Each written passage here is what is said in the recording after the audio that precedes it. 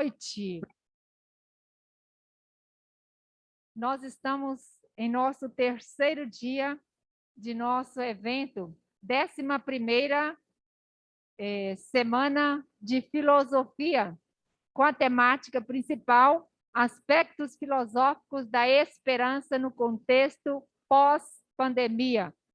Não se sabe se já pode falar pós, né? Estamos ainda em pandemia.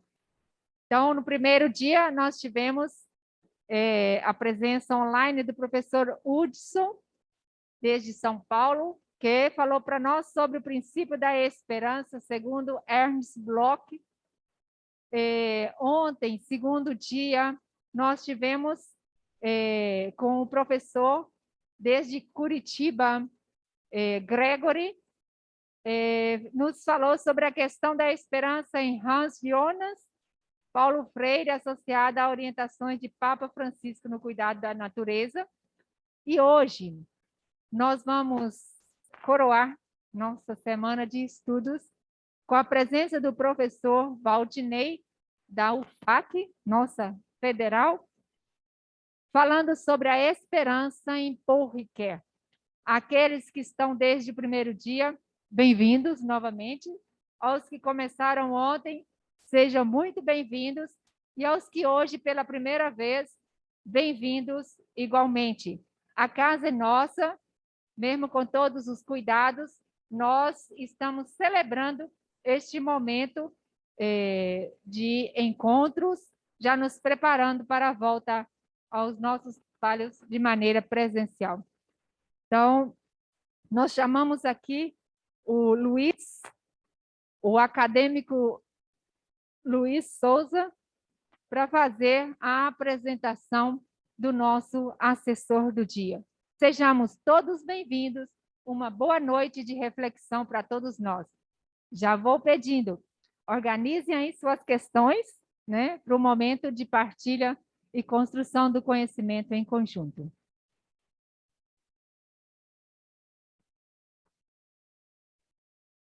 Boa noite.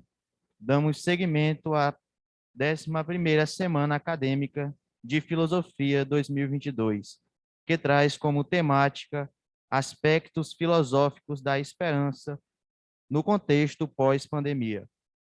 Iniciamos o resumo das qualificações do nosso palestrante desta noite. Ele possui graduação em Filosofia pela UFN, com habilitação em Psicologia e Sociologia, mestrado em Filosofia pela Universidade Federal de Santa Maria, doutorado em Filosofia pela Universidade do Vale dos Rios Sinos, com estágio pós-doutoral na Unicinos. Atualmente, professor adjunto da Universidade Federal do Acre, onde também é coordenador do curso de Filosofia e membro da Comissão de Avaliação de Estágio Probatório, presidente do colegiado do curso de Licenciatura em Filosofia e membro do colegiado do curso de Bacharelado em Psicologia. Tem experiência na área de filosofia com ênfase em fundamentação do agir humano, atuando com o tema de ética, educação, autonomia e arbítrio entre as filosofias de Immanuel Kant e de Paulo Ricoeur. Possui publicações de artigos em revistas. Para falar sobre a esperança em Paul Ricoeur, chamamos com grande satisfação o professor Valdinei.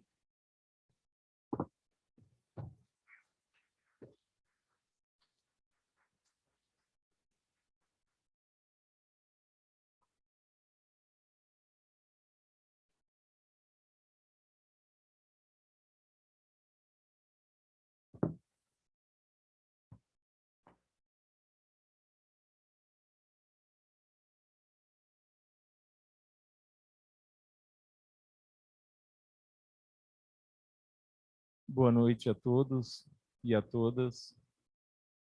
Gostaria de agradecer à professora Célia pelo convite, né? Um desafio. Agradecer também a todos os acadêmicos, professores aqui da FADISE, à direção, aos diretores, ao coordenador de teologia, a todos os colegas aqui da FADISE, aos colegas também da Universidade Federal do Acre, que se fazem aqui presentes, aos discentes da Universidade Federal do Acre e a todos que estão aqui presentes. Vocês me ouvem bem? Perfeito. Bom, eu acompanhei desde o primeiro dia essa temática da esperança e os colegas que falaram antes de mim, que me antecederam. Eu percebi, aprendi muito durante esses dias, né, sobre a esperança. É um tema que eu não tinha leitura em Paul Ricoeur, então foi um desafio preparar durante esse período o que eu vou expor aqui para vocês. Enfim, é um tema extremamente interessante. É muito bom a gente poder responder esses desafios que nos são impostos, e não se trata aqui de uma aula magna ou de uma conferência ou de uma palestra, mas de uma simples comunicação inicial, de um primeiro contato que eu estou fazendo com o tema da esperança em Paul Ricoeur. Então, a maior parte da minha vida trabalhei com a filosofia de Immanuel Kant, e no doutorado resolvi me aventurar no estudo do filósofo francês Paul Ricoeur. Ele nasceu em 1913 e faleceu em 2005. Durante esse período, eu já era professor na Universidade da região da Campanha, no Rio Grande do Sul, de onde vim aqui para a Universidade Federal do Acre. A minha fala hoje ela vai ser mais no sentido epistemológico, podemos dizer, entre aspas, de quase que uma filosofia da ciência, porque vamos aqui comparar as esferas da teologia e da filosofia. Se ontem e antes de ontem nós tivemos aqui o tema da esperança do ponto de vista de uma filosofia militante, sobretudo de Hans Jonas, hoje nós vamos ter uma reflexão epistemológica sobre as esferas do conhecimento teológico e do conhecimento filosófico. Bom, essa apresentação ela vai ser composta basicamente de 3 momentos. No primeiro momento, eu vou colocar o problema. Num segundo momento, de forma um pouco invertida, eu vou falar um pouquinho sobre Paul Ricoeur, sua vida e seu método de fazer filosofia. E aí, no terceiro momento, eu retomo o problema inicialmente colocado e dou sequência ao desenvolvimento do tema. Bom, quais são os textos que eu me baseei? A princípio, foram 2 textos. Um ênfase no que eu vou falar agora e apresentar, que vai ser a esperança e a estrutura dos sistemas filosóficos. E o outro texto do Ricoeur vai ser a liberdade segundo a esperança.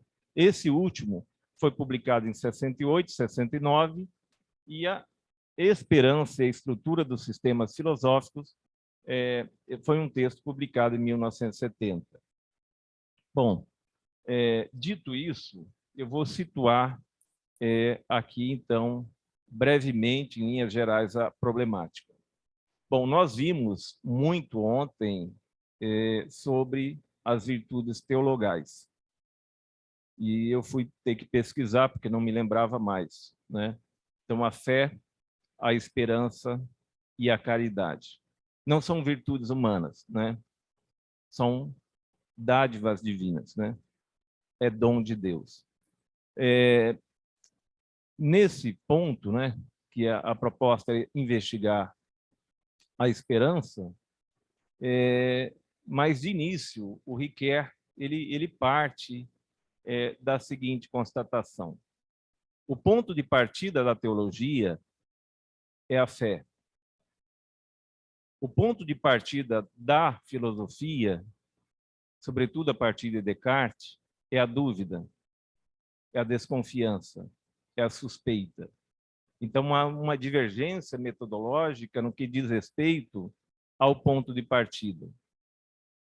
Bom, e aí a questão que fica, tendo colocado essa problemática, é se nós podemos, de algum modo, encontrar dentro da filosofia a esperança. É possível falar na filosofia da esperança, e essa esperança ela tem um cunho cristão? Ela tem um sentido teológico? O Riquet, ele é conhecido, e aqui eu entro um pouquinho na metodologia riqueriana e na vida dele, né? Ele é conhecido por trazer à baila temas que não são frequentemente abordados na filosofia, de forma estranha. Por exemplo, ele traz para a discussão filosófica o tema do amor. E quando eu falo amor, não é amor filia, o amor lá dos gregos, é o amor ágape mesmo. E ele coloca essa discussão de uma forma incrível, incrivelmente fantástica, na esfera da filosofia jurídica, na esfera da filosofia do direito. E traz, enriquece o direito, por assim dizer, sem deturpar as fronteiras entre o mundo jurídico e o universo teológico. Então, o Riquet também traz outras temáticas curiosas, por exemplo, ele vai falar que tem muitas teorias do conhecimento, muitas teorias. Nós sabemos disso porque temos, né, vou colocar aqui entre aspas, na grade do nosso curso na Universidade Federal do Acre, provavelmente aqui também, na Sinal, e pelo país afora, né? Teoria do conhecimento. E nós temos vários pensadores, né? Desde, nós podemos pensar Hume, Locke, Kant, entre diversos outros, até os antigos, embutidos em sistemas metafísicos, né? Mas ele vai falar, não temos nenhuma teoria do reconhecimento. Veja, conhecimento, nós temos várias teorias, reconhecimento, nenhuma. Ele vai propor, então, não uma teoria do reconhecimento, mas um percurso, que é a última obra que ele publica em vida. Depois tem algumas obras pós-mortem, né? Vivo até a morte, vai ser uma delas, uma obra incompleta. Mas então o Riquet, ele traz sempre questões que são inéditas, por assim dizer, à reflexão filosófica, e que são estranhas, e por isso ele é acusado de ser um criptoteólogo, na verdade um teólogo disfarçado de filósofo, às vezes um comentador de filosofia. Então o estudo sobre Paul Riquet no Brasil avançou muito. Então nós temos, por exemplo, aqui na Universidade Federal do Acre, eu, professor Coraci, que trabalhamos hoje com Paul Riquet, é um pensador de peso, de uma grande envergadura, contribui em várias áreas do conhecimento, que é até difícil a gente conseguir abarcar todos os escritos desse pensador. Então, eu fiz meu doutorado, não conhecia sobre a perspectiva da esperança em Riquet. E é importante contextualizar, agora não do ponto de vista histórico, mas também, mas sobretudo do ponto de vista do fazer filosofia contemporânea. Então, Riquet vem após Nietzsche, que aqui o nosso colega Guilherme, professor Guilherme, lá da UFAC, trabalha, já foi professor aqui também, me parece. Então, ele vem após um Freud, e ele vem após Marx. Ele considera esses pensadores os mestres da suspeita. Os mestres da suspeita. Fazer filosofia sistemática depois de Nietzsche, gente, não dá mais. Porque o Nietzsche mostrou a fragilidade da racionalidade humana e foi a morte dos grandes sistemas filosóficos. Mas o Nietzsche, com a sua crítica bem inteligente, bem profunda, e não por maldade, mas consequência de seu pensamento, gerou um profundo descrédito nas capacidades humanas intelectivas, possibilitou o relativismo e o niilismo. Então, nessa falta de sentido, pelo menos na perspectiva em que o homem contemporâneo vivia, Riquet busca ser um pensador do sentido. Ele se aproxima de Kant no que diz respeito a que a razão é uma busca de unidade, é uma busca de sentido, é uma busca de compreensão, mas é uma razão agora enfraquecida pela crítica nietzschiana. É uma razão quebrada. Ele vai chamar isso de o cogito ferido, o cogito partido, eu diria até o eu penso espatifado. Então, não dá mais para você fazer grandes sistemas filosóficos. E aí a filosofia de Ricoeur vai se dar de que modo? Vai ser uma filosofia que vai ser estimulada pelas questões sociais, pelas questões que lhe são propostas e pela sua tarefa docente. Ele explica mais ou menos assim, entre outras fontes, como, por exemplo, cada obra de Ricoeur sobra um resto, um resíduo, que ele aborda numa obra seguinte, assim por diante. A maior parte dos escritos do Ricoeur são escritos fragmentados, que depois são publicados na forma de livros. Então, você pode começar a leitura desse pensador, de trás para frente, do meio, do início, da onde você quiser. Isso dá um problema muito grande, sobretudo para pessoas como eu, que gostam de trabalhar pensadores que são sistemáticos. Então, houve um desconforto muito grande ao adentrar no pensamento do Ricoeur, porque eu não sabia onde me segurar. Então, você se sente desconfortável. Às vezes, um pensador como Kant, que é muito difícil, inclusive muito complexo, às vezes, quando você se situa no sistema de pensamento kantiano, você já consegue, por assim dizer, se localizar melhor. Em Ricoeur, eu tive uma imensa dificuldade ao compreendê-lo devido a essa questão. Por exemplo, se nós formos pensar, ele tem uma obra chamada O Justo I e O Justo II, que são coletâneas de artigos que refletem sobre a justiça ou sobre o direito, enfim, uma espécie de filosofia do direito e da ética também. Nós temos uma obra por nome Amor e Justiça, que tem pelo menos ali 3 artigos, né, que ele já tinha publicado. Então, a maior parte das obras de Ricoeur são coletâneas de textos que ele vai publicar. Na década de 90, ele publica a sua obra-prima, e foi encomendada também, que é a obra O Si Mesmo como um Outro. Nessa obra é que nós vamos, quem quiser ler por Ricoeur, seria interessante começar por ela, porque ela vai dar um fio condutor, uma unidade ao pensamento do Ricoeur, que por si mesmo, devido às circunstâncias, né, do seu fazer filosófico, foi se dando de forma fragmentada. Bom, Ricoeur, além de ter sido acusado de ser um teólogo disfarçado de filósofo, porque ele é protestante, ele sofreu em sua vida pessoal, porque seu pai foi oficial e perdeu a vida na Primeira Guerra. O Ricoeur nunca o chamou de pai, e sua mãe faleceu pouco depois do seu nascimento. Então, o conceito de mãe e pai é um conceito que ele acabou não fazendo uso. Ricoeur também foi prisioneiro de guerra durante a Segunda Guerra Mundial, onde se defrontou com os horrores do nazismo. Então, esse problema também é um problema que ele traz para a esfera da sua filosofia.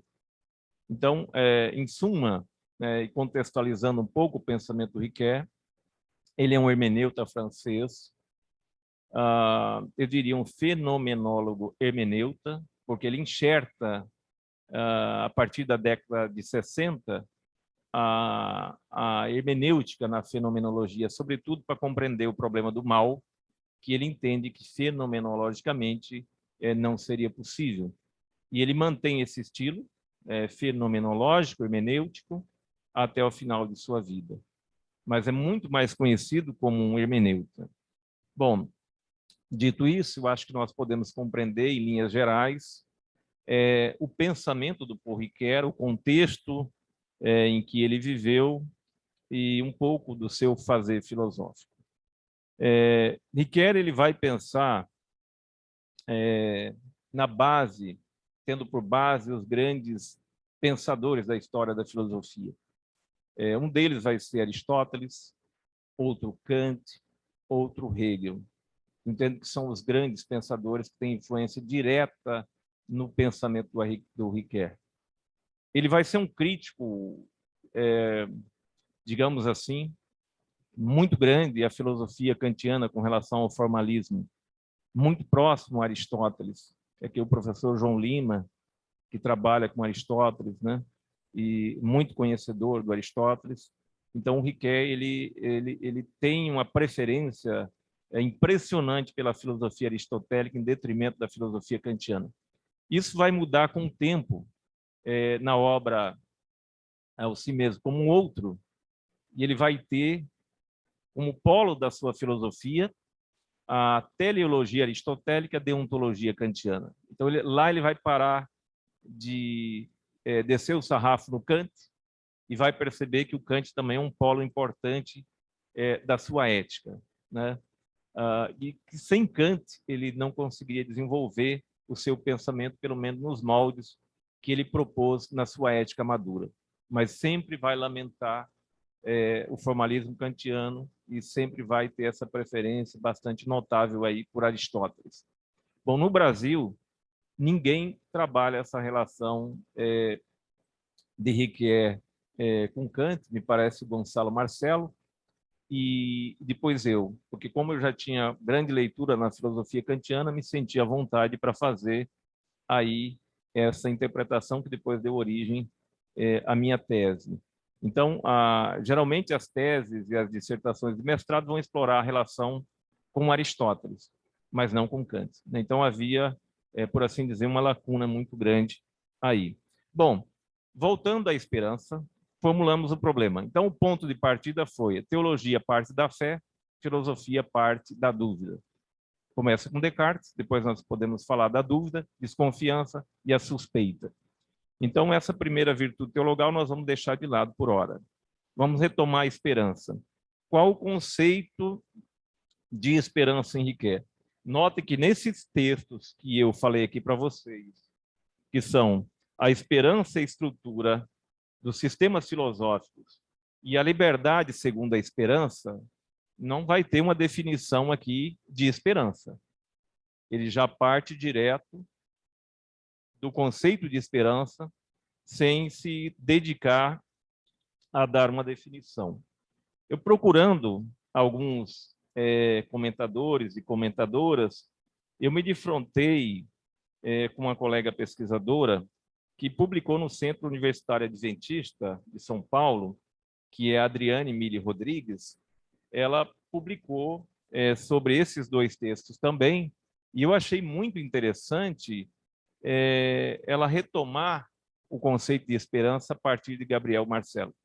Então, o conceito de esperança que Ricoeur faz uso, não me responsabilizo por isso, foi ela que disse, então, o conceito de esperança marceliana. Talvez seria um tema interessantíssimo a ser tratado aqui.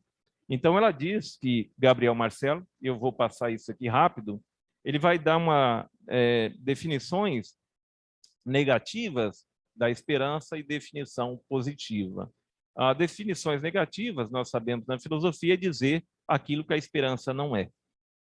Então, quando comecei a investigar esse tema, eu pensei, poxa, em Ricoeur, eu percebo que ele tem um otimismo sóbrio. Mas isso é esperança?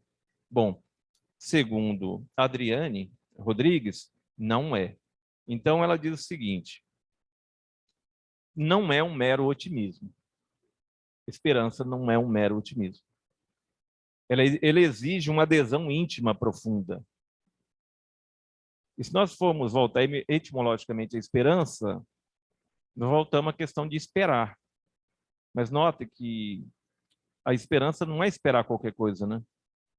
Poderia esperar uma tragédia, uma palavra que eu não gosto de falar, mas esperar uma desgraça, uma desavença.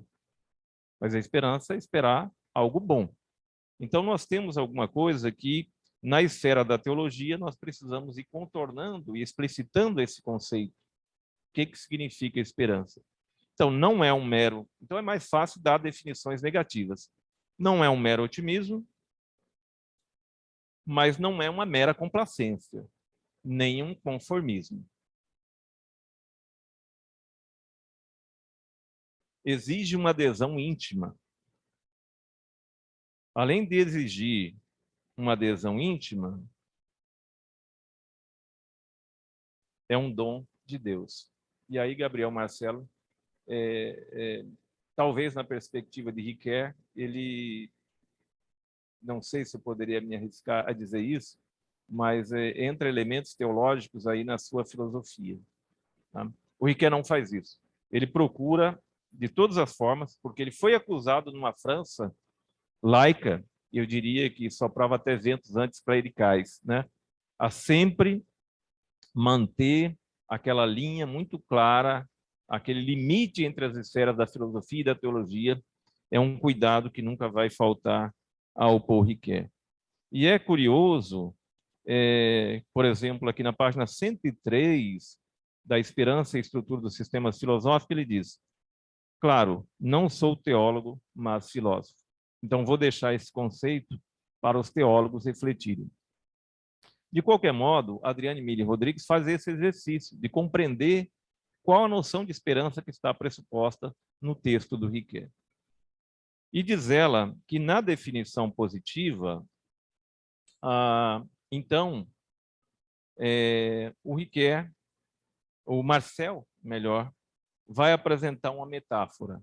Essa metáfora é o da noite escura. Nesse contexto, a esperança é uma atitude humana que se volta para a luz que ainda não se vê. A metáfora da noite escura é interessante, né? Você está na escuridão, mas você tem certeza do raiar do sol, que aquilo vai passar. Não trata a noite com conformismo, que espera o raiar do sol. Nem com um sentimento revoltante, de revolta, pois aqui há um meio termo. Nem conformismo, nem revolta.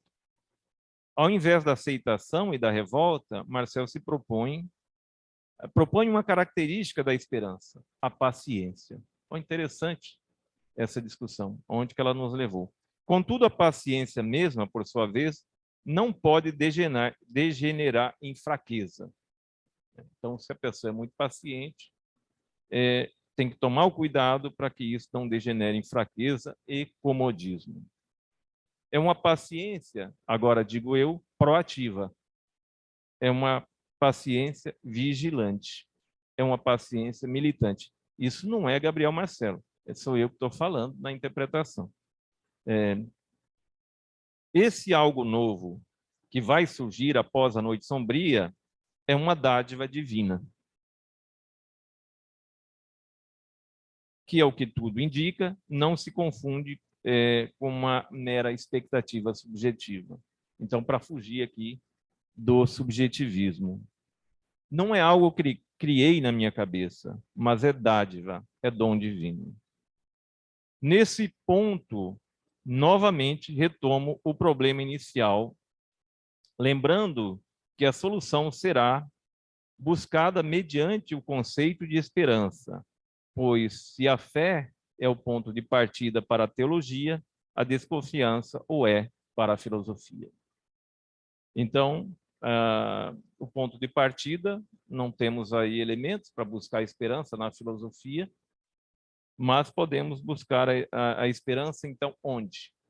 Então, no horizonte. Se não no ponto de partida, pensamos no ponto de chegada. Então, aí parece mais fácil a gente encontrar a esperança enquanto um ponto de contato entre filosofia e teologia. Bom, temos mais ou menos em conta agora o que o Riquet entende por esperança. Vamos agora ver, né, o que o Riquet vai fazer com isso. Bom, tendo como ponto de partida esse conceito de esperança mais ou menos delineado, voltamos ao título, que é a esperança e estrutura dos sistemas filosóficos. Bom, aí eu já me sinto um pouco mais em casa, porque, como eu disse, Riquet, ele pensa nos ombros dos grandes pensadores. Como diz o seguinte, a esperança e estrutura dos sistemas filosóficos. Esse é o texto. Ele vai ver qual sistema filosófico se presta para desenvolver o conceito de esperança. E aí, o primeiro sistema que ele chega, e aí é uma coisa muito complicada, é o sistema hegeliano. E ele vai dizer que o sistema hegeliano é um sistema do saber absoluto. Então, se se sabe tudo, vou colocar aqui em uma linguagem mais simples, se você tem conhecimento de tudo, você não tem que ter mais esperança, porque você já é praticamente onisciente. Mas antes de passar a análise aí do sistema hegeliano, que ele diz também que é um sistema que parte do todo para as partes. É um sistema já completo, é um sistema já fechado. E ele diz o seguinte: algo de Hegel superou Kant.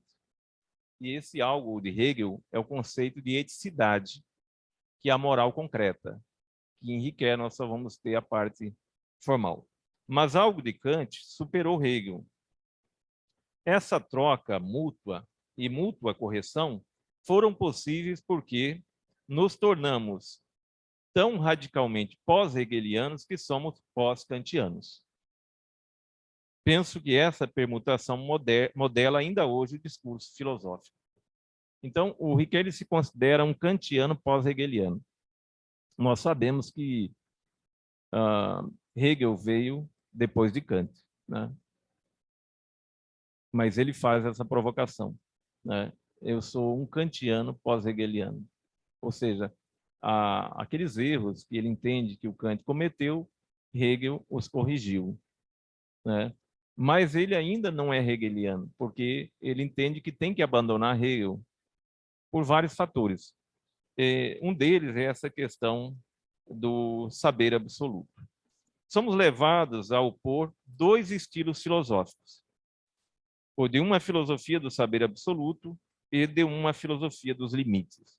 Note que aqui é muito legal Kant pelo seguinte, e aí parece que eu quero voltar a ser kantiano, devido a essa questão. Kant, ele faz uma filosofia dos limites da razão, né? Ele denomina transcendental não conhecimento do objeto em si, mas conhecimento o conhecimento das condições do conhecimento dos objetos. Essa é o que significa transcendental em Kant. Então, ele é idealista no sentido que não dá para conhecer o limite do conhecimento de forma real, mas de forma ideal, né? Então, por exemplo, espaço e tempo pertencem à faculdade da sensibilidade e tem um entendimento, a faculdade do entendimento. Ele tem uma célebre afirmação que diz o seguinte: intuições sem conceitos são cegas. Conceitos sem intuições são vazios. Então, para ter conhecimento, tem que ser dado no espaço e no tempo.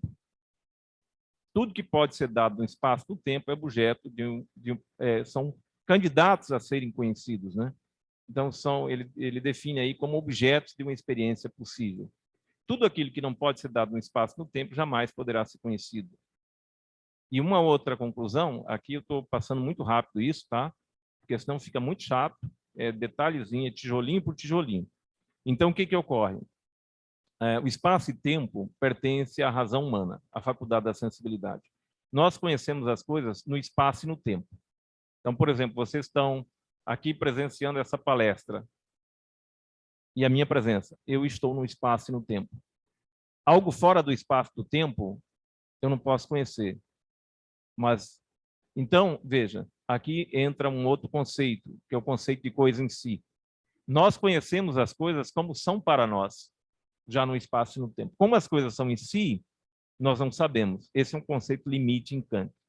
Então, o conhecimento, Kant limita ele aos objetos de uma experiência possível durante a sua investigação. E aí fica a seguinte questão: nós conhecemos as coisas como são para nós, mas não conhecemos as coisas como são em si mesmas. Esse espaço das coisas em si mesmas e o lado de cá, digamos que é das coisas como são para nós, aí tem uma fronteira. Essa fronteira eu não posso passar.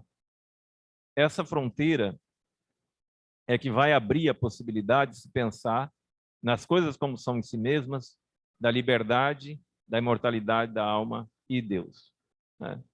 E o Kant sempre, desde a filosofia teórica, ele vai dizer que a razão humana se vê molestada por questões que não pode resolver, mas que não pode as evitar, mesmo com uma crítica mais penetrante, que é a questão da ilusão transcendental.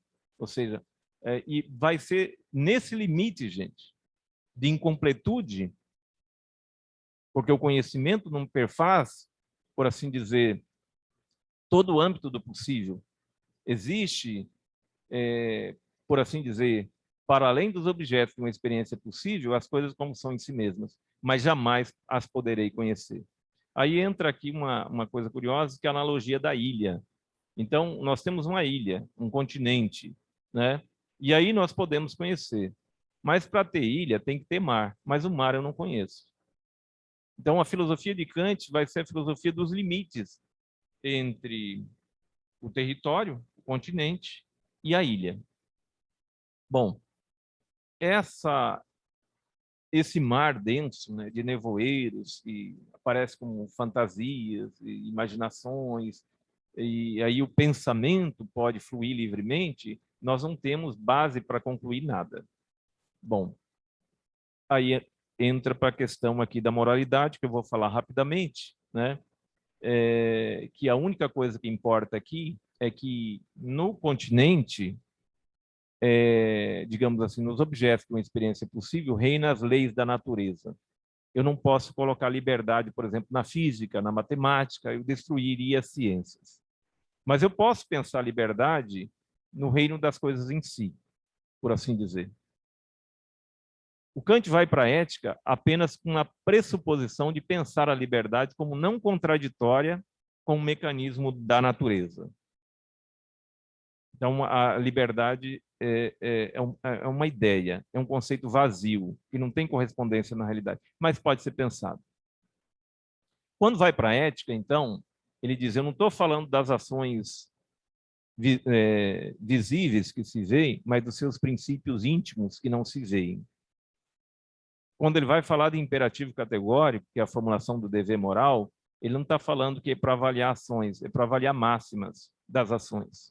E indiretamente apenas para avaliação de ações. Mas dando um salto gigantesco, o Kant vai dizer, naquelas 3 questões clássicas, e depois na lógica ele acrescenta uma, que posso conhecer, apenas o continente, o que devo fazer, que daí é o uso prático da razão, o professor João trabalha Aristóteles, ele segue essa pegada, né? Não é um uso teórico, é o uso prático da razão. A razão tem 2 usos, um para fins de conhecimento, outro para determinação da vontade. O que devo fazer, aí entra todo na filosofia moral kantiana, que eu fiz o meu mestrado e sempre trabalhei, muito complicada, não vou entrar aqui nos detalhes, mas desde que eu tenho um imperativo categórico, eu sei o que é o meu dever e eu ajo incondicionalmente, por dever. Não porque eu faço condicionado a ter qualquer retribuição. A ação, para ser moral, tem que ser incondicional, ela não impõe condição nenhuma. Então, e aqui ele diverge de Aristóteles, o Kant, e ele é injusto com Aristóteles, tá? Por quê? Porque ele diz que a felicidade, né? E no Aristóteles também ele está buscando um bem supremo, incondicionado, e vai chegar à felicidade. E ele é injusto, porque no Aristóteles a felicidade ela digamos assim, polívoca, e ele fica com um conceito só de felicidade, que vai ser a felicidade uma ideia que reúne em si a satisfação de todas as nossas inclinações. Bom, então a felicidade não serve como ponto de partida, ele exclui. O ponto de partida qual é? Ele vai dizer a ideia de seres racionais em geral, que vai estar na ideia de boa vontade, que é o título da minha dissertação de mestrado. Aí, que ocorre?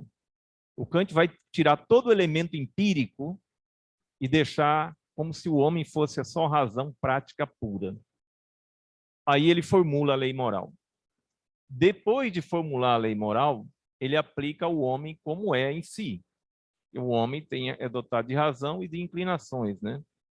Tem a parte animal, não é só racional. Aí essa lei que ele formulou, que vale para todo ser racional em geral, vai ser para o homem um dever. E essa é a formulação. Eu estou ficando aqui para depois dar um passo grande em direção aonde nós queremos chegar. Então, se eu cumpro o meu dever, né? Primeira questão, que posso conhecer, que devo fazer.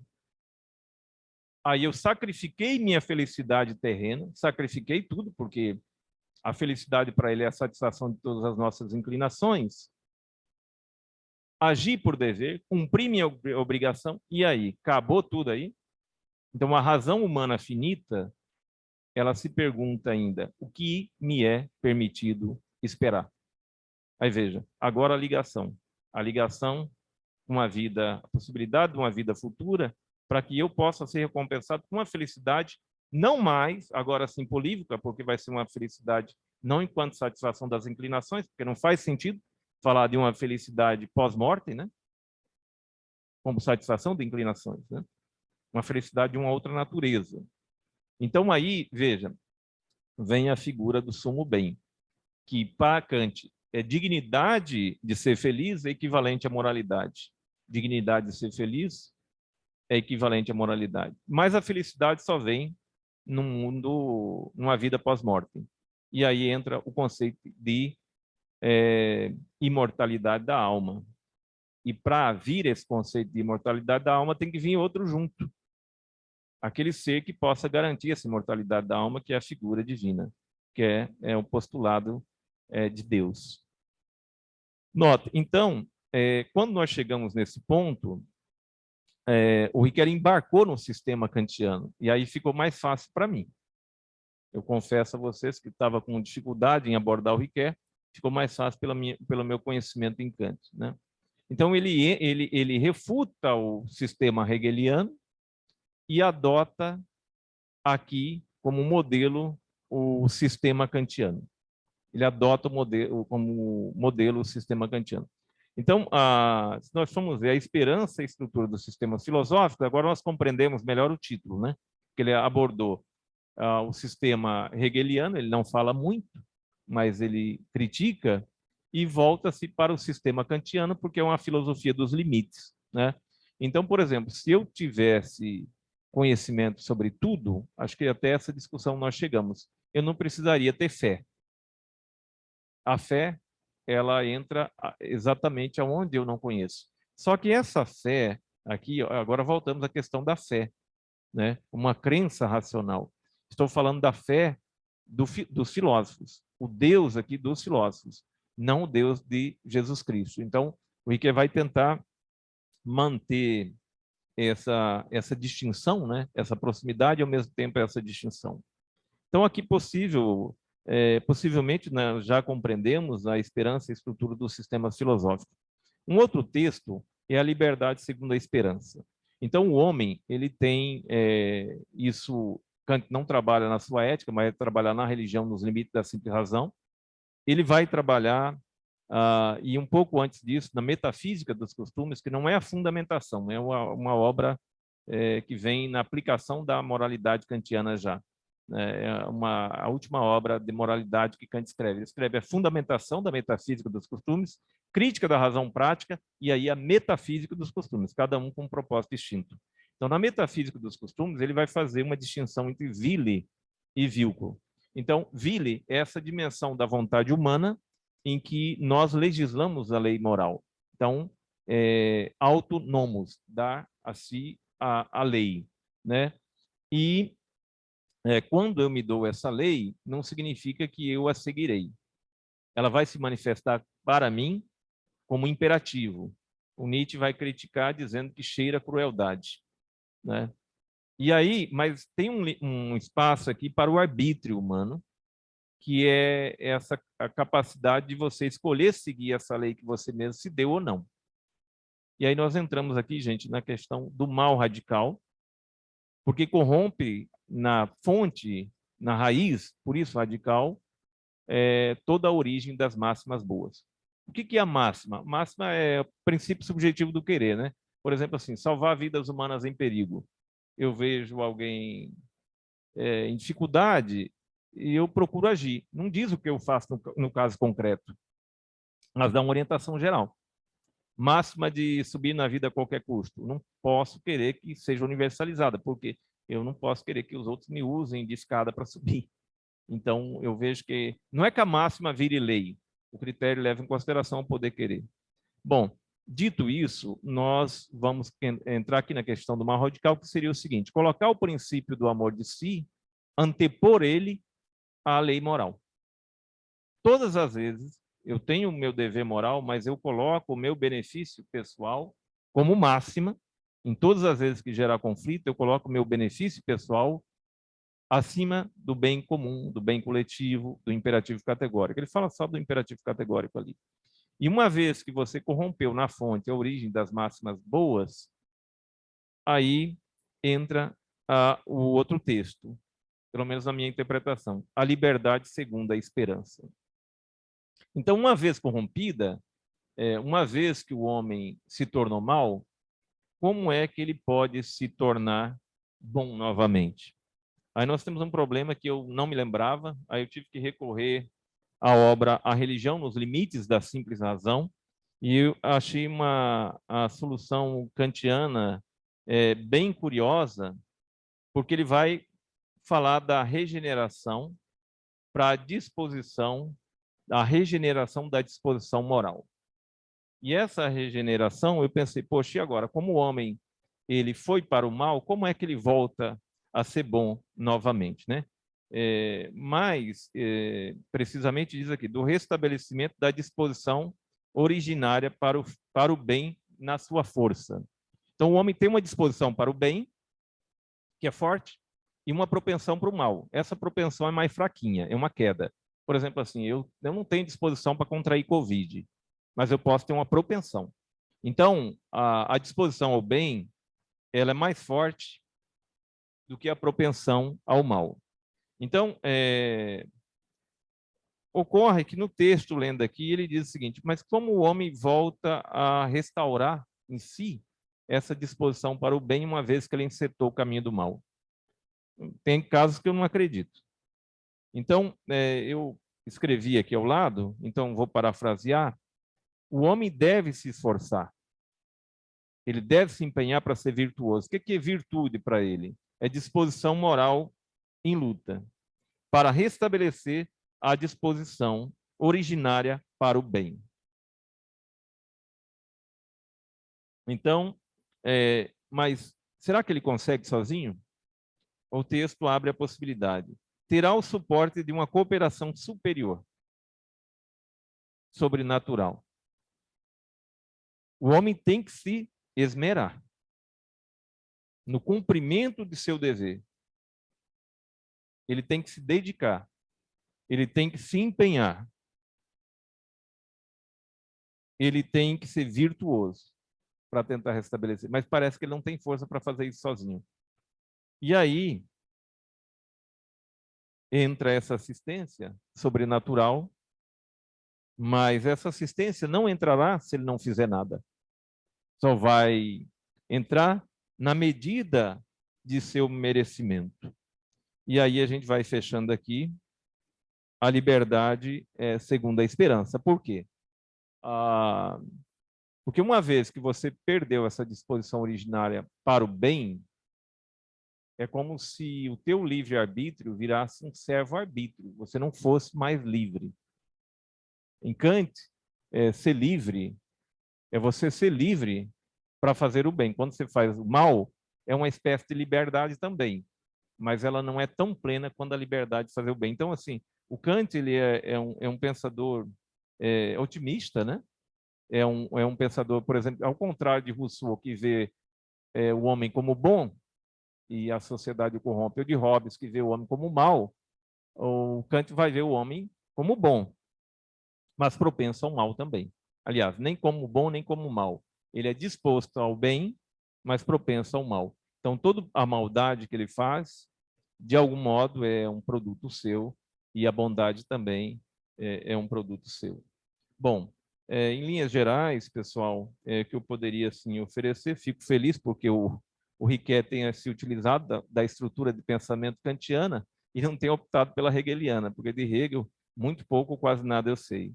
Então, com isso, eu finalizo minha fala e fico aqui, então, para as reflexões e para os questionamentos. Muito obrigado.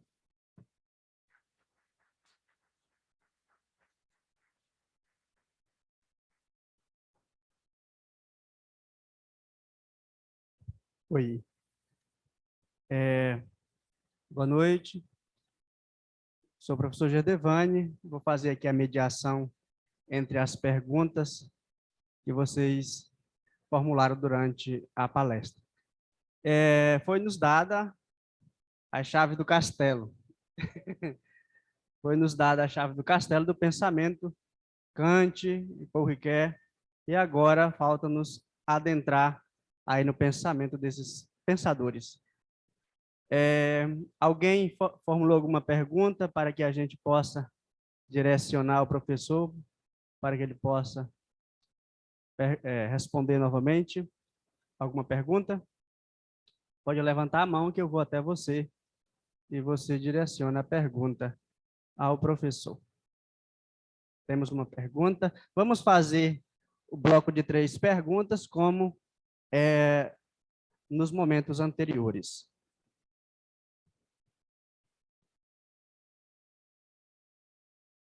Professor, então, como pode conciliar as 3 perguntas da filosofia kantiana com essas 3 obras maiores dele, como Crítica da Ação Pura, Crítica da Ação Prática e a Crítica do Juízo?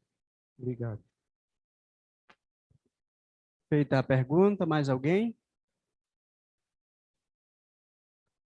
Mais alguma pergunta?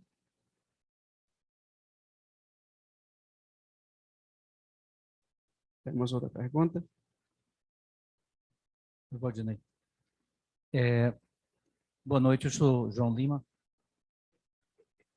Eu gostei dessa linha de raciocínio que você, já no finalzinho, a partir da terceira pergunta, né, o que nos é lícito esperar, vinculado com essa concepção de liberdade.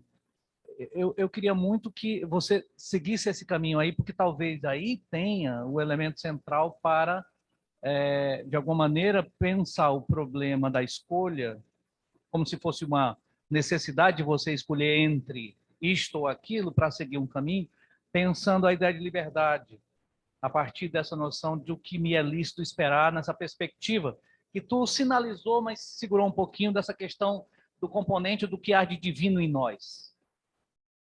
Acho que isso poderia ir bem nessa direção. De resto, parabenizar mais uma vez pela fala.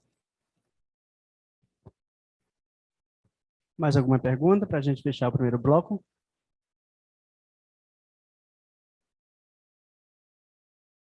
O professor, concretamente, qual é a percepção do Paulo de Paul Ricoeur sobre a esperança? Esperança cristã ou esperança filosófica?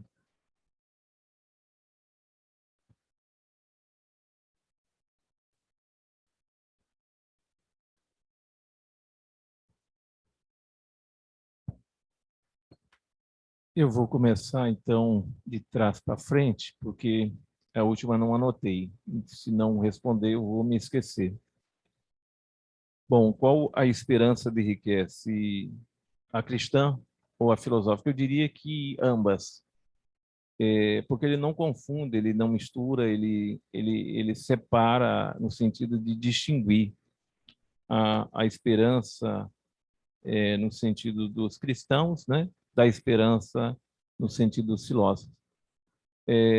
Em Kant, isso já ocorre, por exemplo, são filósofos que têm o cuidado muito grande em não misturar conceitos da antropologia ou da teologia com conceitos da filosofia. Só que os conceitos da filosofia dão suporte, por assim dizer, para o mundo da fé cristã. Não que a teologia precise disso. A teologia subsiste por si mesma. Mas essa reflexão, tanto a kantiana quanto eu posso perceber em Riquet, ela diz o seguinte: a fé, ela não é algo, digamos, supérfluo, inútil ou uma bobagem, né? Ela faz sentido. Então, o discurso filosófico mostra isso, dá essa sustentação e esse suporte, né? Nesse sentido. Do ponto de vista aí pessoal, aqui eu não, como a colega Adriane Mili Rodrigues, né? Ela que fez essa publicação, ela disse que o conceito que o Riquet está pressupondo ali é o conceito marceliano.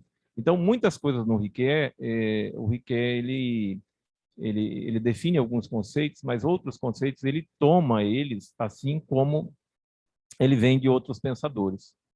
E aí, num texto ou no outro, isso vai ficar mais ou menos claro, né? Então, assim, são diferentes.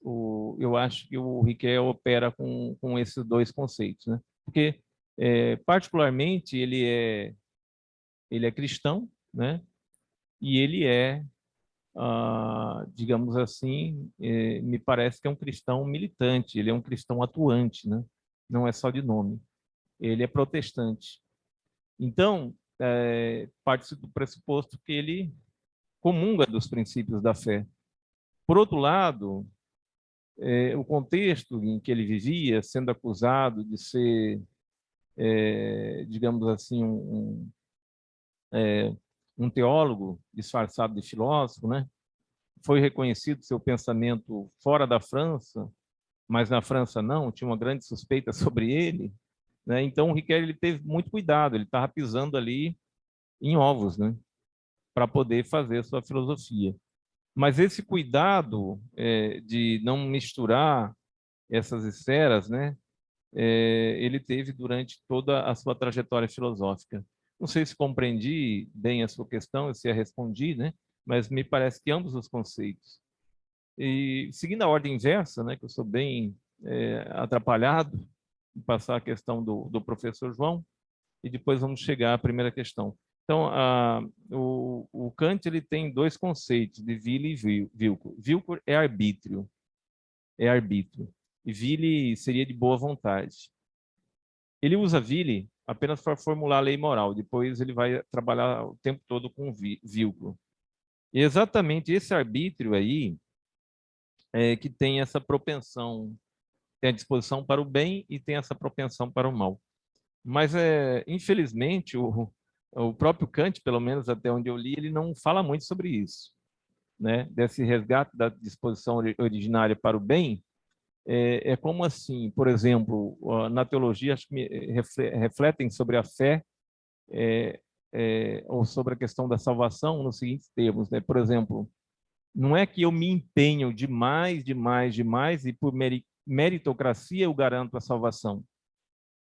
A salvação é dom de Deus também, até onde eu sei. Então, assim, mas Deus não vai dar para um cara que, sei, geralmente que não fez esforço nenhum, que fez absolutamente o contrário de tudo aquilo que deveria fazer. Pode ser que ele se arrependa lá no final e até consiga, mas pelo menos quando se reflete sobre a questão da salvação, a gente tem que fazer a nossa parte. Mas a nossa parte não garante a salvação. O resto Deus completa. É como se aquilo que faltasse, né? É como aquele aluno que é muito empenhado, mas não tira as boas notas, e o professor vê que ele está com muita dificuldade, mas vale a pena investir nele. Porque ele é empenhado, porque ele é dedicado, porque ele é esforçado, e aí passa ele, né? E o professor está fazendo algo errado? Eu não sei, acho que não. Mas com relação a Deus, Deus não é o Deus no sentido rigoroso, né? Ele vai valorizar o empenho, o esforço, né? Enfim. Então, o próprio Kant não diz muito sobre isso, não. E ele vai trabalhar essa questão só na religião. Na ética, essa questão de fazer o mal nos termos, né, essa disposição para o bem, essa propensão para o mal nem aparece. Vai ser a luta da razão contra a inclinação. Esse problema só vai aparecer lá na religião, né? Tanto é que o pessoal da ética nem vai discutir, né? Eu, por acaso, me lembrei dessa questão, falei, vou retomar isso rapidamente, que faz tempo que eu não leio, mas me parece que vai nesses termos. Também não sei se eu enrolo ou se eu respondo, né? Igual o colega ontem, mas é o pouco que eu posso dizer. As três questões, o que posso saber é o seguinte: eu posso conhecer os objetos de uma experiência possível, aqueles que podem ser dados no espaço e no tempo. O que devo fazer? Eu devo agir segundo uma máxima tal que eu posso querer que ela se torne uma lei universal. Ou seja, eu devo cumprir meu dever. O que me é permitido esperar, aí é essa vida pós-mortem, né? Que aí sim, se eu estou falando aqui de que eu ajo moralmente não esperando nada, mas é natural que o homem se pergunte pelos desdobramentos, né, do agir virtuoso. Por exemplo, é da razão humana, né? Você vê assim, a pessoa fez tanto mal, tanto mal, tanto mal, e ela só colhe o bem. O outro faz o bem, o bem, o bem, só colhe coisa ruim. Mas será que vai acabar tudo aqui mesmo? Isso é muito injusto. Então surge a ideia da razão finita, frágil, né? De, por carência, né, pensar uma extensão dessa vida, mas não uma vida corpórea, né, mas uma vida pós-mortem. Né? E aí faz sentido você falar de uma felicidade na vida pós-morte. Então esse é o conceito de sumo bem. Então tem dois conceitos em Kant. Um é de sumo bem, que é virtude mais felicidade. Dignidade, ser feliz, mais felicidade. O outro conceito é de bem supremo, que daí é a lei moral mesma, né? O bem supremo seria esse, e o sumo bem seria a dignidade, ser feliz, mais a completude, que é a felicidade.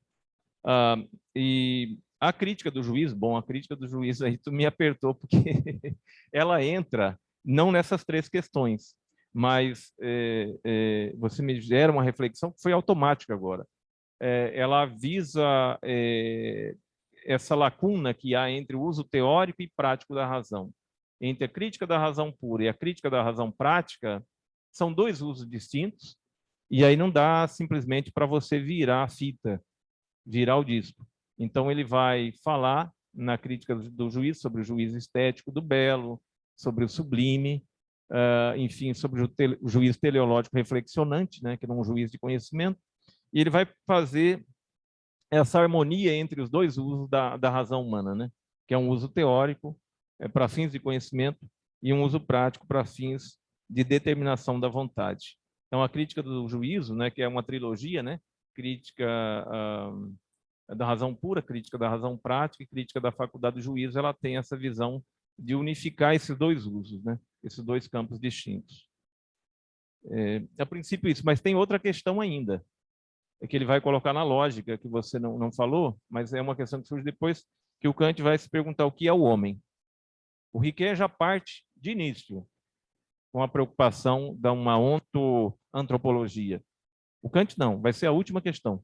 Ele vai dizer que essas três questões podem ser diluídas na última, né, que é uma preocupação sobre o que é o homem. Porque quando você diz o que o homem pode conhecer, o que ele deve fazer, o que ele pode esperar, de alguma forma você está falando indiretamente o que é o homem, né?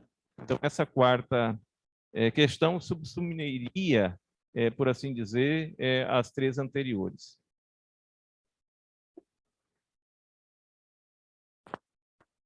Obrigado, professor.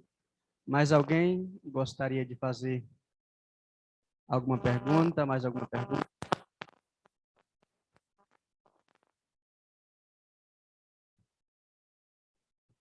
Boa noite.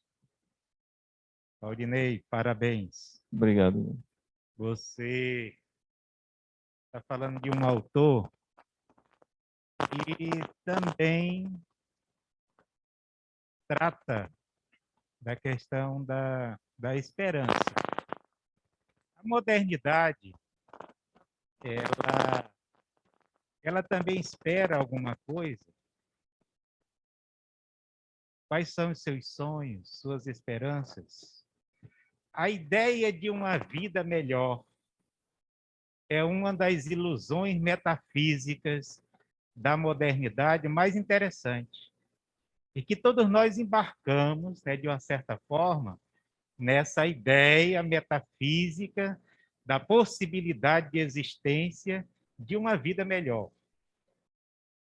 A questão da esperança em Paul Ricoeur, você analisa pelo tom de uma ontologia ou pelo tom de uma metafísica? E também eu não sou leitor, né, assim tão assíduo de Paul Ricoeur como você e o professor Coraci são. Eu sou um aprendiz e gostaria que você me localizasse um pouco na questão do pensamento, né, filosófico do Paul Ricoeur. A esperança, ela está situada onde? É no primeiro Ricoeur, é no segundo, é no terceiro? Qual a posição? E aí você sabe que no mundo acadêmico, nós queremos ver os textos. Quais os textos que você me indicaria para um aprofundamento a respeito da temática?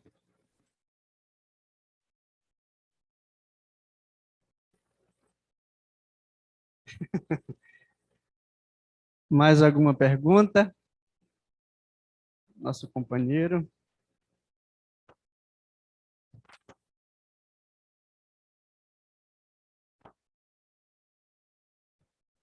Muito obrigado. Boa noite, professor. Boa noite a todos presentes. Nesses últimos 2 dias, nós viemos acompanhando a questão da esperança nos últimos 2 pensadores, e nós percebemos uma esperança oprimida muitas vezes pelo social, pelas próprias pessoas que não possuem boas virtudes. E o Senhor nos tratou um pouco sobre o pensamento de Nietzsche, Hegel e Kant. Então, eu resolvi tratar de interligá-los. E a pergunta é a seguinte: Nietzsche faz uma crítica a partir de sua sociedade da falta progressiva da perca das suas virtudes. Se levarmos em conta o sistema hegeliano e o hiperego em que o homem se encontra, onde ele pensa que pode descobrir tudo pela razão, o homem é de fato capaz de esperar naquilo que é possivelmente inteligível ou muitas vezes uma força humana que, segundo Kant, pode o ajudar a lograr o imperativo categórico. O homem é capaz de fato, conseguir aquilo que o ajude a ser virtuoso e a construir um mundo melhor a partir dessas mesmas virtudes, dessas mesmas características boas.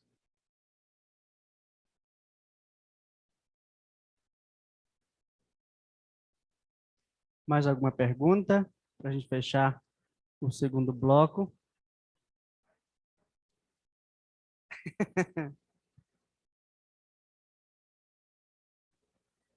Mais alguma? Dona Eduviges.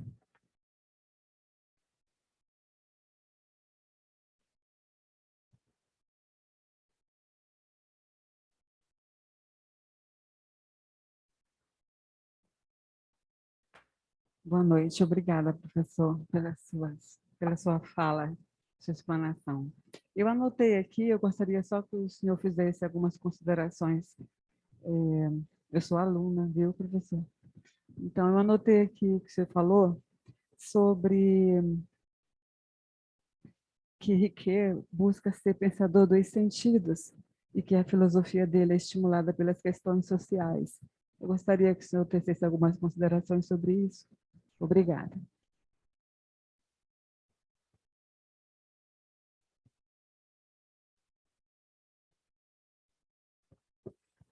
De novo, obrigado pelas questões. Eu vou começar também pela última. Houve uma contaminação no banco de sangue na França, e aí eles estavam com um problema enorme de saber se poderia ser enquadrado na lei de envenenamento, e essa lei era muito rigorosa. ou numa lei mais fraca, que seria de contaminação. E aí eles ficaram meio na dúvida, e aí enviam essas questões, às vezes, para um pensador, né? Para o Riquet. E aí esse pensador, ele se propõe a refletir sobre isso. Então, entra dentro daquilo que no mundo jurídico se chama hard cases, casos difíceis.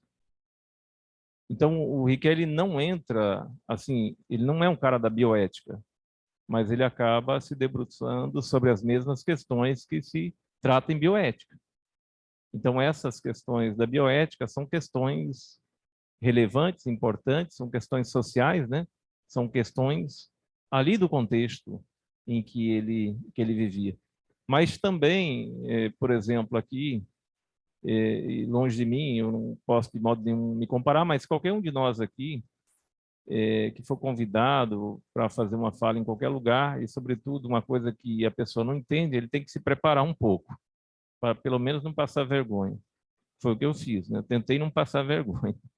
Então, o Riquet era desafiado por esse tipo de coisas, né? Isso fazia o pensamento dele se movimentar. Então, ele se exercitava para responder essas questões. Sejam ali de bioética, posso dizer assim, né? Embora hoje tem até alguns colegas que estão trabalhando bioética narrativa, né? Aí com base em Riquet. Eu não chegaria tanto, mas esses temas da bioética são temas sociais que ele procurou dar uma resposta. E quando ele não era demandado, né? Por questões mesmo de sua própria profissão. E aí, diria, não seriam questões sociais, mas essa questão do banco de sangue foi alguma coisa que me veio à mente, e ele traçou uma reflexão sobre isso, né? E aí você tinha que criar ali uma jurisprudência, né? Olha, jurisprudência, prudência, aquilo que os latinos traduziram, né? É o correspondente latino da frônesis grega. Né? Então, quando se fala em jurisprudência, o Riquet vai trazer até essa questão da jurisprudência para o campo da ética. Então, toda a solução do Riquet na ética, olha só, como se aproxima das questões sociais e das questões da bioética. O Kant se pergunta o que devemos fazer em sentido universal. O Riquet é o que devemos fazer aqui e agora. Então, o imperativo categórico kantiano, ele segue uma ordem ascendente de justificação de máxima. Riquet vai colocar um respeito à singularidade insubstituível das pessoas, né? O contexto ali. Então, isso, mais uma vez, se aproxima aí das questões sociais. Mas eu acho que o exemplo mais emblemático que eu me lembro é essa questão da contaminação do banco de sangue. Bom, a segunda questão, na ética, toda a ética do Riquet, ele não vai falar ali dessa ajuda sobrenatural, dessa ajuda superior, desse auxílio, não. Então, o ser humano é perfeitamente capaz, por ele mesmo, né, de seguir aquela lei que ele mesmo se dá. Um grande problema em Kant é o problema da motivação moral, porque ele exclui toda a questão do sentimento para formular o princípio da moralidade, toda a questão do sentimento. E aí ele fica numa espécie de corda bamba, porque ele vai dizer o que vai me levar a optar pelo agir moral, pelo dever, e não por agir por inclinação. Ele vai dizer lá, é um fato que o homem se interessa por um produto que é fruto da sua própria autonomia, mas isso fica pressuposto, é um problema que não se resolve em Kant. Mas ele é perfeitamente possível de agir moralmente. Agora, o problema todo vai surgir a partir do momento em que há uma corrupção, né, que o mal se instala no arbítrio humano. Essa regeneração para o bem é que daí tem que ter muito esforço e parece que, pelo que percebemos um pouquinho aqui, o auxílio divino, né? Então, não insetem o caminho do mal para depois para voltar é meio difícil, né? Então é melhor começar fazendo bem, né? Aristóteles diria um pouco nesse sentido, né, João? De uma andorinha só não fazerão, né? E você se torna boas pessoas, bons fazendo o bem, né? E maus fazendo o mal, né? Então, me parece um pouco isso. Eu não tenho elementos assim, mas o que me leva a concluir é isso, porque essa questão já vai estar na religião nos limites da simples razão, que não é uma obra de ética, né? Só vai, digamos assim, ser uma sequência dos desdobramentos da moralidade. Bom, com relação à pergunta do Guilherme, igual eu disse, de forma muito modesta, não é um trabalho aqui que eu me propus, assim, em termos de uma pesquisa que eu desenvolvo, ou desenvolvi a nível de mestrado, doutorado. Então, assim, não é um tema que eu domine, é um tema estranho para mim, foi um desafio que eu aceitei, acho que foi legal, não sei até onde eu pude ir, e eu não conheço, a princípio, todas as obras do Riquet que tratam da esperança. Então, quando a gente não conhece, o que a gente faz? A gente delimita bem. E foi o que eu fiz. Então, eu delimitei no texto a esperança e estrutura dos sistemas filosóficos. Eu fiquei nessa obra. Esse é o segredo quando vocês, acadêmicos, estudantes, pesquisadores, delimitem. Vai sempre sobrar muita coisa para falar, né? Você começa no início, parece que não tem nada a dizer, e depois você consegue escrever tanta coisa e falar tanta coisa, e com propriedade, às vezes, né? Se estuda.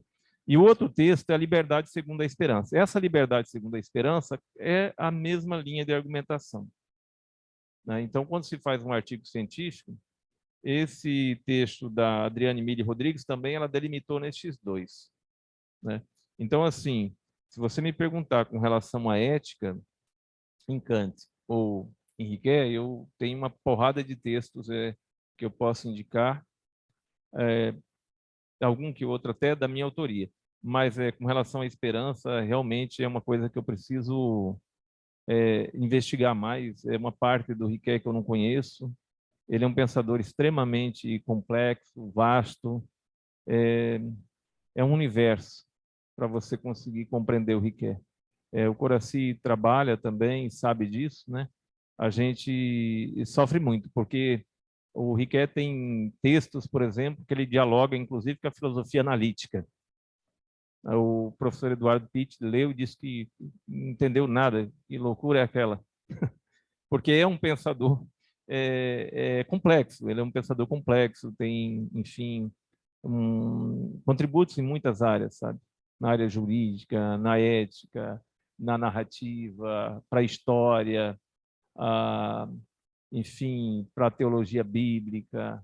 Ele é um universo, assim, é um pensador de uma envergadura incrível. E no início eu lia ele, eu próprio achava que ele era um bom comentador apenas, mas não, nada muito mais que isso, né? E daí a gente vai percebendo nas sutilidades. O professor Moratala, que teve na defesa do professor Coraci, diz que o pensamento do Riquet é tipo um caleidoscópio. Entra os raios solares e sai todo um espectro de cores, assim. E eu outro dia vi, dando aula sobre Kant também, tiveram acadêmicos que me disseram, bom, mas o Kant não fez nada de novo, porque ele pegou um pedaço de cada pensador e juntou tudo e está aqui, ó. Não, certamente ele fez muito mais que isso. E é o mesmo caso do Riquet, às vezes essa crítica aparece, né? Eu diria que o Kant fez mais, mas o Riquet, a pretensão dele não era ser filósofo, né? Então ele escrevia e acabou se tornando mesmo filósofo, né? Com o tempo. Mas o seu contributo ele está muito nas costas dos grandes pensadores. Tanto é que ele já está numa época que ele é obrigado a citar. Se você pega Kant, o Kant cita, mas não tem aquela referência, mais uma paráfrase, né? O Aristóteles também, né? Então não tinha aquela rigorosidade científica, né? O Schopenhauer, o Felipe Cardoso pode dizer, eu não sei, mas é mesmo contexto do que o Kant. Então são pensadores que não tinham obrigação de citar. Agora o Riquet cita muito. Ele cita muito, então ele permanece muito fiel aos textos que ele interpreta. assim, dessa forma, né? Espero ter respondido, pelo menos em parte, as questões.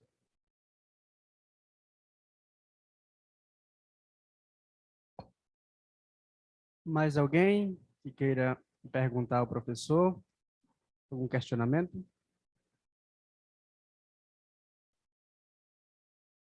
Então, passo a palavra para a irmã Célia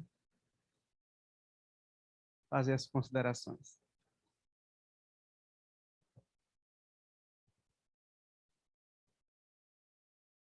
Eu suponho que tenha mais questões, então a gente diz assim, não tenham medo.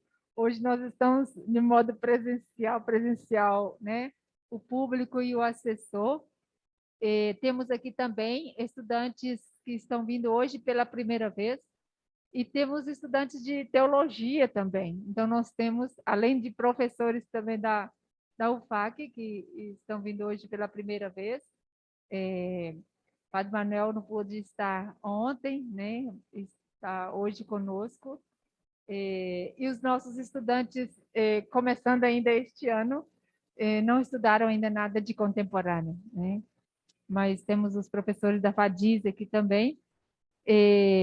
Nós não sabemos mesmo, porque Paul Ricoeur é pouco conhecido, né? A gente estuda muito na filosofia, os clássicos, né? E mais na medieval, e idade moderna até. E os contemporâneos ficam para depois e a gente não alcança a todos. Agora, eu acho que ficou ainda...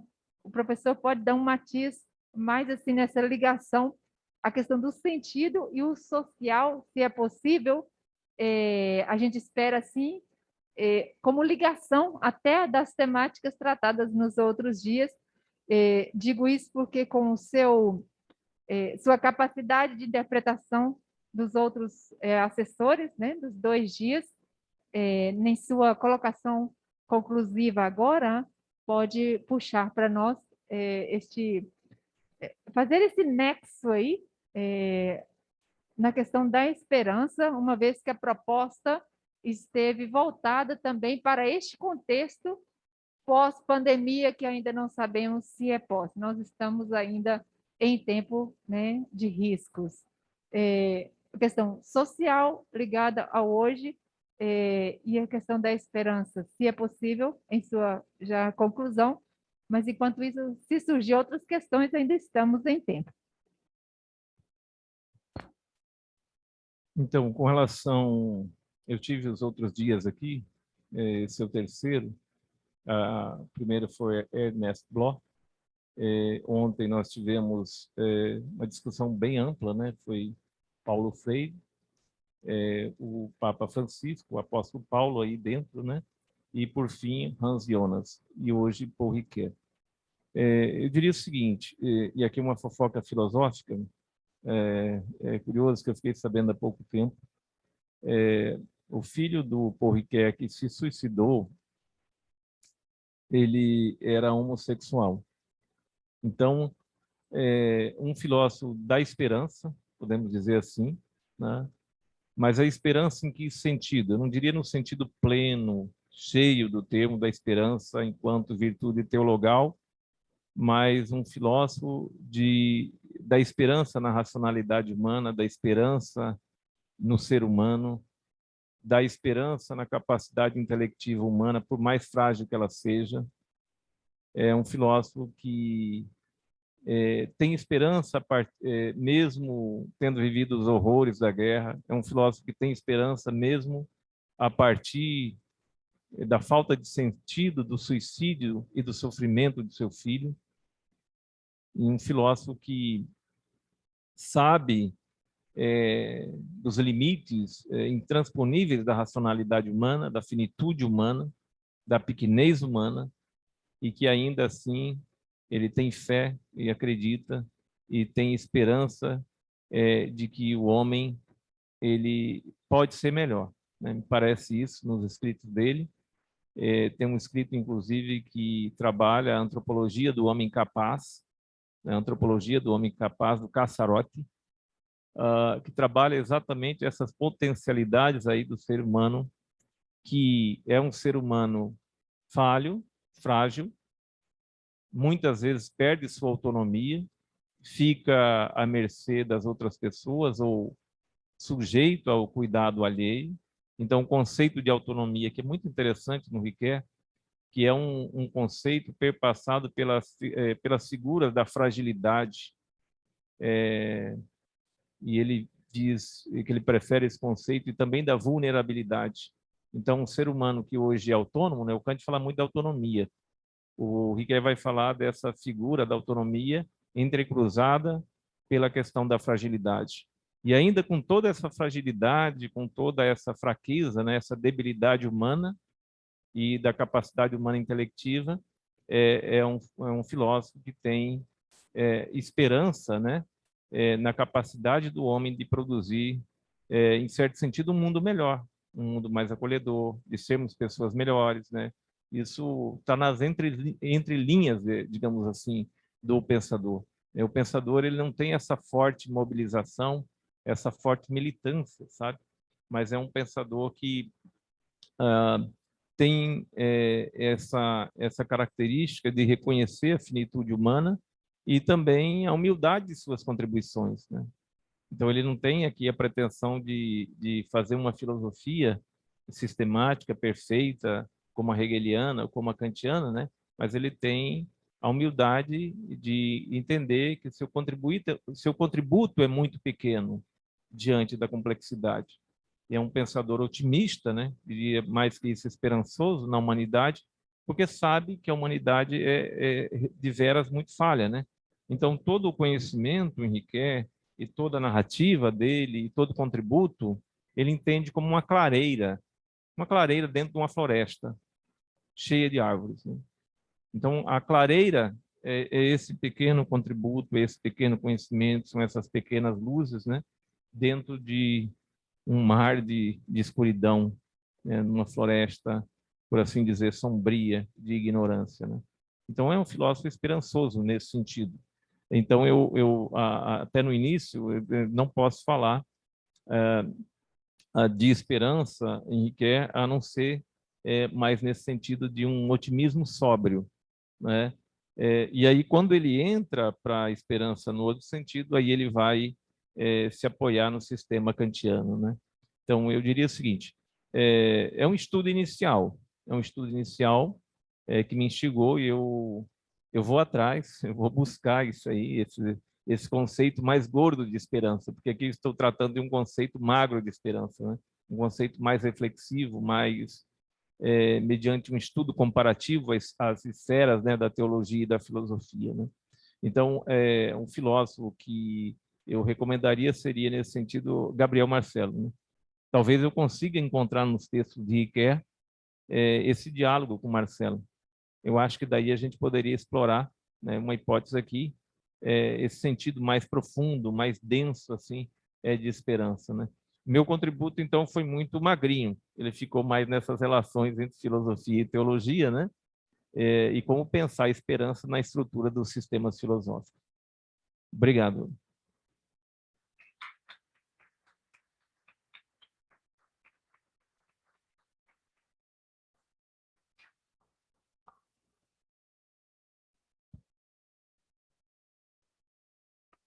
Então, nós agradecemos de maneira muito especial e a disponibilidade do professor Valdinei desde o início, não só, né, em ajudar a encontrar palestrantes, mas também em se dispor, né, a marcar este momento com a gente.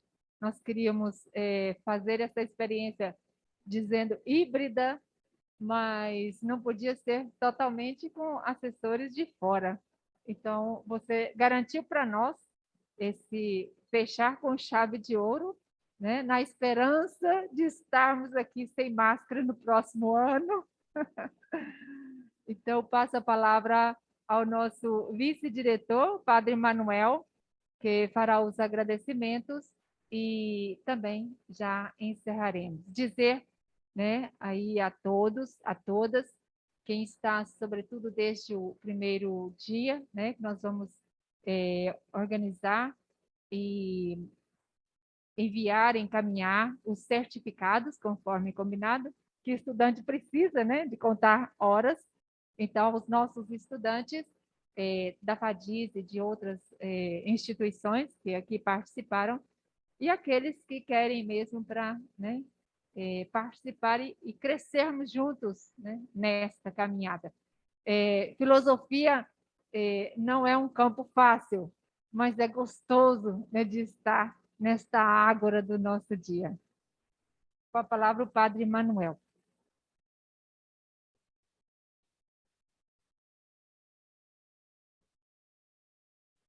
Então, boa noite a todos.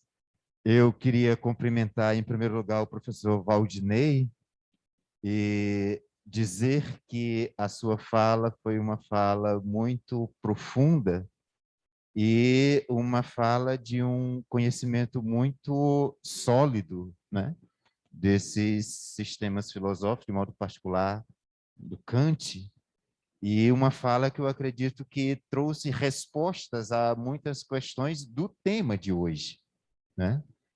E esta Semana de Filosofia, ela já se inscreve em torno de uma década na nossa faculdade, e nós sempre tivemos a parceria da Universidade Federal do Acre, do curso de Filosofia, né, nesta bonita semana que acontece sempre na segunda semana do mês de junho, este ano, extraordinariamente, por questões todas que sabemos, está acontecendo na última semana de junho, né? Como já citou a irmã, com a participação do professor Valdinei, inclusive na escolha na sugestão de alguns palestrantes, né? Então, para dizer da grande contribuição do curso de filosofia, desta parceria que existe entre a UFAC e a FADISE neste evento, que é uma semana acadêmica, né? Então, nós queremos agradecer, ao mesmo tempo cumprimentá-la, agradecer, professor, pela sua grande disponibilidade e por continuar esta parceria entre o curso de filosofia da UFAC e o curso de filosofia da nossa instituição, da FADISE. Muito obrigado. Nós queríamos também dizer aos alunos, né, da nossa instituição, alguns egressos e os do curso de filosofia da UFAC, tivemos também alguns egressos na primeira noite, ontem eu não consegui estar, então, mas hoje eu vejo aqui alguns alunos, então, sejam muito bem-vindos, e para nós é uma grande alegria poder contar com a participação dos alunos de uma forma interessada nestas semanas, né? De uma forma interessada, de uma forma comprometida. E as perguntas que foram feitas e as anotações que a gente via são sinais desse interesse, desse comprometimento, né? Então, nós também queremos dizer um muito obrigado à presença de todos os alunos, né, da UFAC, da nossa faculdade. Nós temos os alunos, inclusive, do curso de Teologia, aqui conosco, né, da nossa instituição. Temos algumas religiosas, nós podemos destacar bem aquela que está de hábito ali, né? Ela se chama Judite, e a irmã Célia, que é a coordenadora do curso de Filosofia da nossa instituição, que também é religiosa, que ela é da congregação Dominicanas da Anunciata, né? Então, hoje, gostaria de também dizer um muito obrigado aos professores, eu estou vendo alguns professores aqui, conhecidos, né? Conhecidos, que, inclusive da UFAC, já contribuem muito com a FADISE, estabelece essa relação de parceria muito próxima. Então, muito obrigado aos professores. Eu cito, inclusive, né, o professor Gerdevani, o professor Ruscelino, o professor Januário, o professor Guilherme, que já deu aulas para nós na FADISE, né, no curso de filosofia, inclusive, né, o professor João, que há 2 anos atrás estava aqui num curso de Filosofia de Direitos Humanos, uma pós-graduação, né, e deu uma contribuição extraordinária. Então, para não ser injusto... Professor Felipe Cardoso. Professor Felipe. Professor Felipe. Então... Coraci. Eu vi o Coraci na entrada. Ali está ele na porta, né? O professor Coraci, também que é um grande parceiro da nossa instituição, né? Muito obrigado a todos. Eu queria destacar a presença do Padre Raimundo, né? Padre Raimundo é pároco lá na cidade de Manuel Rubano, né? E que hoje está aqui participando conosco desta semana, tá? Seja muito bem-vindo, Padre Raimundo. Queria destacar também a presença dos nossos... o Gleicio, esse rapazinho que está na câmera, ele é o nosso secretário da FADIZ. E nas horas vagas, ele faz trabalho de cenografista, né?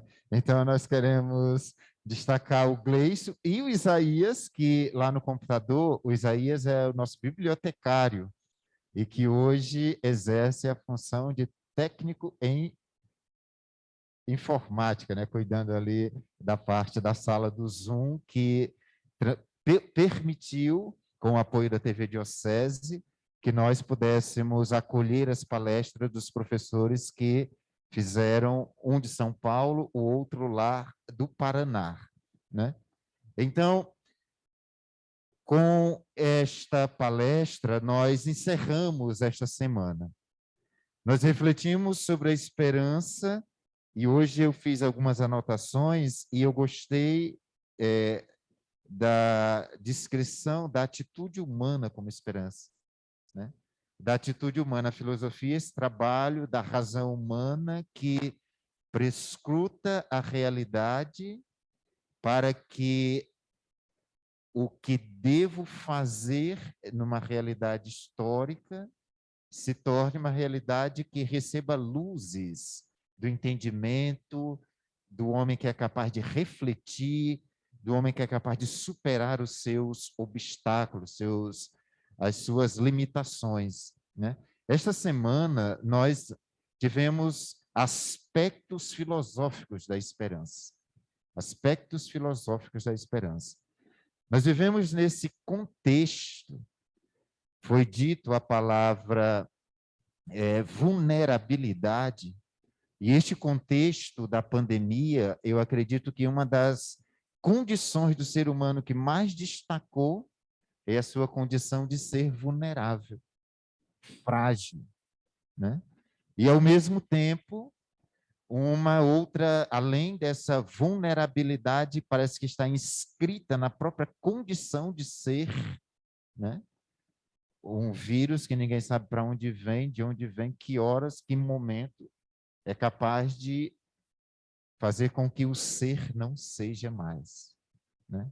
E, ao mesmo tempo, essa dimensão de que no que devo fazer nos permite descobrir que esta ação ela pode ser orientada por uma escala de valores, e justamente por ser uma escala, existem valores que têm importância maior que outros, né? E, por isso, esta reflexão, na primeira noite, foi destacado que é justamente o que nos carece, que nos falta, que nos mantém em pé. E o professor Valdinei hoje nos lembrava, se conhecemos todas as realidades, né, da existência, que sentido estar, ou que sentido pode ser inscrito à vida, visto que não há mais nenhuma carência, visto que não há mais nenhuma falta. Não sei se vocês lembram, um programa de televisão, ou não era um programa, diz que não são as respostas que nos movem, mas são as perguntas. Acho que era uma propaganda, inclusive, né? E eu acho que é justo dizer, dentro desse sentido, né, como nos lembrava essas noites, que a esperança ela está justamente porque nós estamos a caminho enquanto gênero humano, né? E eu acredito também que foi destacado ao longo desses dias que refletimos sobre a condição da experiência, refletimos sobre a condição humana, mas, ao mesmo tempo, que não escapou desta reflexão um aspecto que vai além do que é meramente material, né? O próprio Gabriel Marcel tem uma distinção entre problema e mistério, que eu acredito que seria muito salutar ressaltar aqui, né? Que o mistério está além daquilo que a gente pode abarcar. O problema nós podemos vislumbrar, compreender, resolver. O mistério foge a esta realidade. E a condição humana, justamente por ser vulnerável, a condição humana, justamente por ser evolutiva, né? Ela sempre foge a esta realidade que talvez a gente está sempre em estado de carência diante do outro, né? E por isso essa importância da esperança como uma realidade que se inscreve na história. Então, muito obrigado a todos os palestrantes que nos ajudaram a ter esses aspectos para pensar a esperança neste tempo. E eu diria que nos ajudou a perceber que a nossa ação, uma atitude humana, mas uma atitude humana que aponta para algo novo, ela é apresentada a nós como um horizonte possível, né? Como um horizonte possível, uma atitude humana que aponta para uma realidade nova. Muito obrigado a todos pela presença. Eu, em sinal de agradecimento, pediria ao professor Valdinei que pudesse ficar de pé, por favor, e que nós pudéssemos, com uma grande salva de palmas, dizer um muito obrigado a este nosso caro colega, professor, que encerra brilhantemente esta nossa semana acadêmica. Vamos aplaudir o professor Valdinei.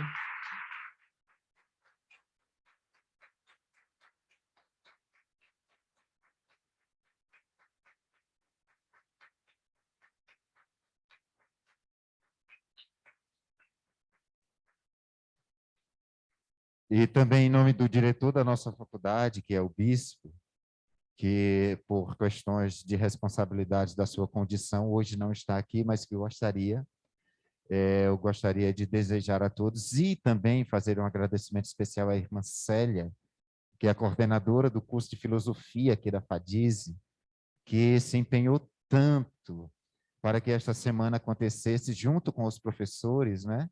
Nessa modalidade, nesse contexto. Então, irmã professora, nós agradecemos imensamente todo o trabalho, todo o empenho, inclusive ela deixou a sua casa para ficar esses 3 dias aqui, para estar bem próximo e estar sempre dando a assistência necessária, tá? Então, na presença da irmã Célia, eu gostaria de dizer um muito obrigado a todos os professores do curso de filosofia. Tá bom?